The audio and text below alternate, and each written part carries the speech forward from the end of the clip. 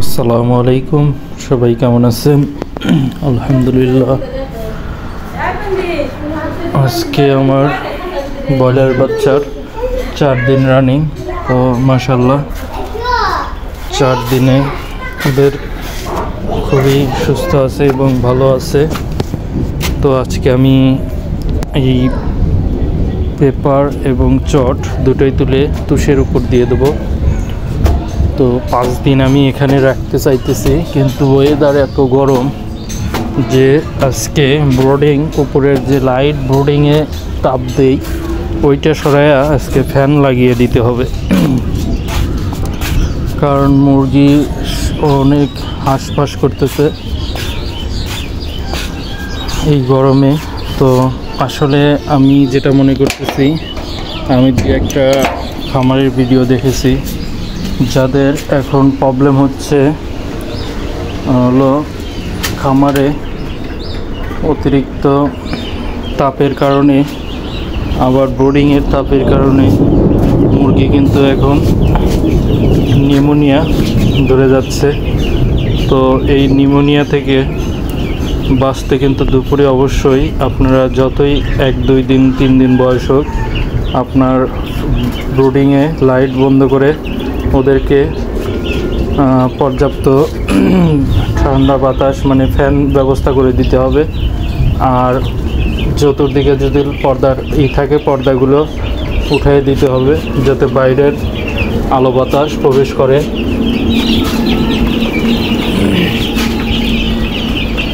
এই জন্য ব্যবস্থা করে দেওয়াটা এখন জরুরি। তো যাই হোক, মাশাআল্লাহ আমার মুরগির বাচ্চাগুলো এখন পর্যন্ত আর কোনো মর্টালিটি হয় নাই। ওই যখন নিয়ে এসেছি তখনই 1 পিস মারা গিয়েছিল। তো আমার 200 বাচ্চাতে 204 পিস বাচ্চা আছে, মানে 5 পিস ছিল, 1 পিস মৃত ছিল। তো 204 পিস মাশাআল্লাহ সুস্থ আছে, কোনো বাচ্চাই একটু অসুস্থ দেখতেছি না। তো সবাই দোয়া করবেন।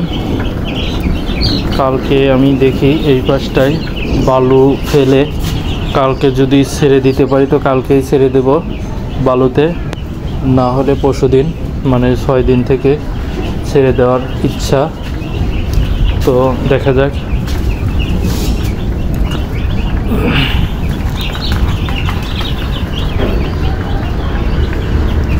তো আসলে তাপটা কোনো মুখ্য বিষয় না। আপনার মুরগির যখন অতিরিক্ত তাপ হবে সেই ক্ষেত্রে তাপ নিয়ন্ত্রণ করতে যে যদি ঠান্ডা বাতাস দিতে হয় বা স্প্রে করে দিতে হয় সেটাও করতে হবে। কারণ মুরগিকে আপনার অতিরিক্ত তাপও দেওয়া যাবে না, আবার দেখা যায় যে তাপ কমিয়ে রাখাও যাবে না, সেই ক্ষেত্রে দুটোতেই প্রবলেম হবে। তো এই সময় মানে বিশেষ করে 30 ডিগ্রি তাপমাত্রার নিচে আসা যাবে না, আর উপরে আবার ধরুন 35 ডিগ্রির উপরে ওঠা যাবে না আর কি। তাহলে মুরগির কিন্তু আপনার ঠান্ডা জ্বর এইগুলি লেগে যাবে। তো ঠান্ডা জ্বর এই সময় যদি লাগে সেই মুরগি কিন্তু কখনোই আর ঠিক হওয়ার সম্ভাবনা নেই। তো এই যে দেখুন, আমি চট এবং পুরো পেপার উঠিয়ে দিচ্ছি।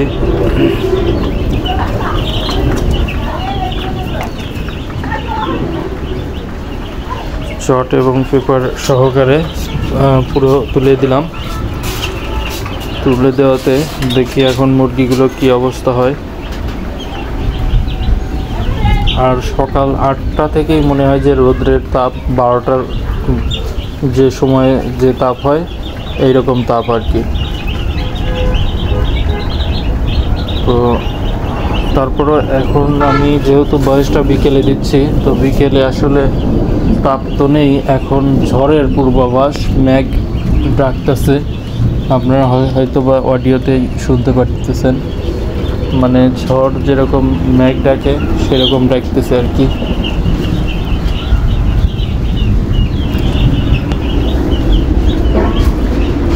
তো আমি এখনই ওদের পানির ব্যবস্থা করে দেব।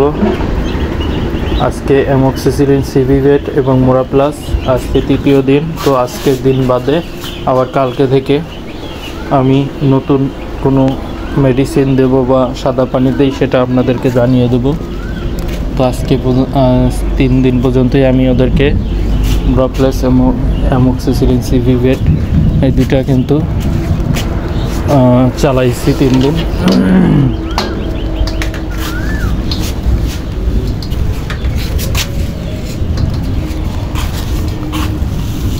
এই যে দেখুন মুরগিগুলো এখন কিন্তু ওরা তুষের উপরে মাশাআল্লাহ খুব সুন্দরভাবে বিচরণ করছে, কোনো প্রবলেম হচ্ছে না। তুষের উপরে ওরা 1 থেকে 2 দিন আমি রাখবো, তারপরে ইনশাআল্লাহ বালুর উপরে ছেড়ে দেবো।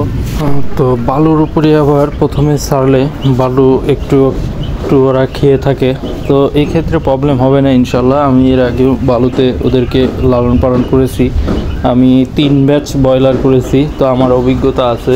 3 ব্যাচই মাশাআল্লাহ আমি বালুতেই করেছি, কোনো সমস্যা হয় নাই। তো এবারও আশা করতেছি সমস্যা হবে না, তো দেখা যাক ইনশাআল্লাহ। আর ভুট্টা ফার্মেন্টেশন তো ইনশাআল্লাহ 12 দিন থেকে আপনাদেরকে বলেছি, তো চালাবো, আপনারা দেখতে থাকবেন ভিডিও রেগুলার, তাহলে নিয়মিত আপডেটটা পেয়ে যাবেন। আর সেই সঙ্গে আপনাদেরও বিশেষ যদি কোনো কমেন্ট থাকে সেগুলো জানাবেন। আর একটা কথা, আপনারা যদি ভুট্টা এবং সোয়াবিন নিতে চান সেই ক্ষেত্রে আমার সাথে যোগাযোগ করতে পারেন। যখন যে রেটটা থাকবে সেই রেটটাই আপনাদেরকে দেওয়ার চেষ্টা করব। আমার প্রথম কমেন্টেই আমার হোয়াটসঅ্যাপ নাম্বার থাকবে এবং ফোন নাম্বার, ওটাই, তো আপনারা যোগাযোগ করতে পারেন। এবং ভুট্টা ফার্মেন্টেশন সম্বন্ধে আপনারা যদি কোনো রকম বোঝার কোনো থাকে সেই ক্ষেত্রে আমার সাথে যোগাযোগ করে আপনারা সঠিকভাবে বুঝে নেবেন, সমস্যা নেই। আমি আসলে সকল খামারিকেই আমার যতটুকু সাধ্য আমি সাজেশন দিয়ে যাই। আর এবার যেহেতু আমি প্রথম ব্রয়লারে করতেছি, তো অনেক খামারি অলরেডি করতেছে আমার এই ফর্মুলা, তো সবাই মোটামুটি ভালো পেয়েছে ব্রয়লারে। তো আমি নিজে করলেই আমি মনে করি যে পরিপূর্ণতা, কারণ আমি যদি সঠিকভাবে করতে পারি তখনই আপনাদেরকে সঠিকভাবে ধারণা দিতে পারবো, বা কোনো রকম যদি প্রবলেম হয় সেগুলো আপনাদেরকে আমি জানিয়ে দিতে পারবো। তো দেখুন আমার মুরগিগুলোকে আমি খাইতে দিছি। তো ব্রয়লারের একটা ভালো দিক, ওরা কিন্তু খাবারটা সুন্দরভাবে খায় আর কি, চতুর্দিক বিচরণ করে। আর কালার বার্ড হলে এতক্ষণ লাফালাফি করে খাবারগুলোর উপরে একদম তুষ দিয়ে ভরে ফেলতো আর কি।